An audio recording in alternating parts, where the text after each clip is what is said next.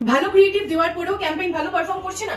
যদি আপনি এই প্রবলেমটা ফেস করে থাকেন তাহলে ভিডিওটি এক্ষুনি সেভ করুন, কারণ আজ হলো day 22 of 30 days Meta ad lead generation challenge.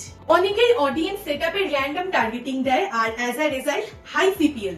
Andromeda আপডেটের পর ফেসবুকের অ্যালগোরিদম কিন্তু টোটালি চেঞ্জ হয়ে গেছে। সাপোজ আপনার যদি পিক্সেল নিউ হয় অথবা আপনার বাজেট যদি স্মল হয়, সেই ক্ষেত্রে আপনি যদি প্রচন্ড ন্যারো টার্গেটিং করেন তাহলে ফেসবুক কনফিউজড হয়ে যায় অ্যাকচুয়ালি কাদের কাছে আপনার অ্যাডটা পৌঁছবে। তো প্রথম থেকে সবসময় চেষ্টা করবেন টার্গেটিংটা পুরোপুরি ফেসবুকের ওপর ছেড়ে দেওয়া আর ক্রিয়েটিভের ওপর ফোকাস করা।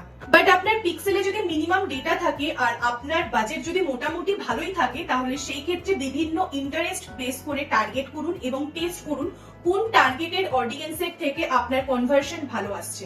ফেসবুক আপনার অডিয়েন্স সম্পর্কে যত ক্লিয়ার ডেটা পাবে, আপনার অ্যাডও কিন্তু তত ভালো পারফর্ম করবে। লিড জেনারেশন এই সিরিজের সম্পূর্ণ ভিডিওগুলি দেখার জন্য পেজটিকে এক্ষুনি ফলো করুন।